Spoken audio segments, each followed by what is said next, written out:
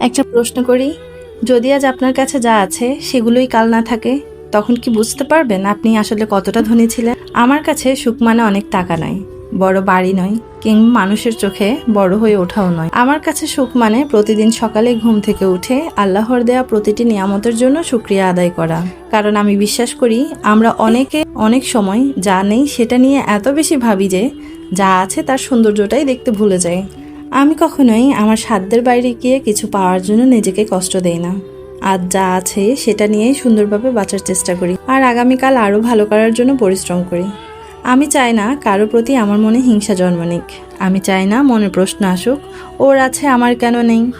কারণ আমি জানি আল্লাহ প্রত্যেক মানুষকে ভিন্ন ভিন্ন পরীক্ষা দেন, ভিন্ন ভিন্ন নেয়ামত দেন।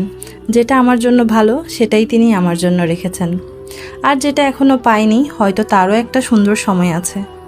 আমি কারো খারাপ চাই না, কারণ আমি বিশ্বাস করি অন্যের জন্য ভালো দোয়া করলে নিজের মনও ভালো থাকে। হিংসা মানুষের চোখের ঘুম কেড়ে নেয়, কিন্তু কৃতজ্ঞতা মানুষের মনে শান্তি এনে দেয়।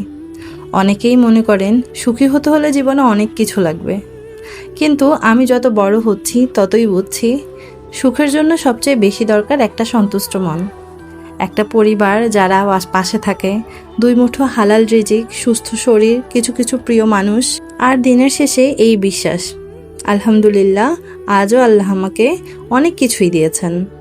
আমার কাছে এটাই সুখ। হয়তো আমার সব স্বপ্ন পূরণ হয়নি, হয়তো অনেক কিছু এখনও বাকি, কিন্তু তাই বলে আমি আজকের নিয়ামতগুলোকে অস্বীকার করতে চাই না। আজকের হাসি, আজকের শান্তি, আজকের ভালোবাসা, এসবই তো এক একটা অমূল্য উপহার। তাই প্রতিদিন নিজেকে একটা কথাই বলি, যা নেই তা নিয়ে আফসোস করার আগে যা আছে তার জন্য শুকরিয়া আদায় করো। বিশ্বাস করুন, যেদিন থেকে এই অভ্যাসটা শুরু করবেন সেদিন থেকেই জীবনের অনেক দুঃখ ছোট হয়ে যাবে।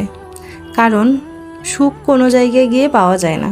সুখ লুকিয়ে থাকে আমাদের দৃষ্টিভঙ্গিতে, কৃতজ্ঞতায়, সন্তুষ্টিতে, আর এবং আল্লাহর প্রতি ভরসায়। আজ যদি আমার এই কথাগুলো আপনার হৃদয় ছুঁয়ে যায়, তাহলে একটা আলহামদুলিল্লাহ লিখে যান। হয়তো আপনার এই একটি শব্দ অন্য কাউকেও তার জীবনের নিয়ামতগুলোর কথা মনে করিয়ে দেবে।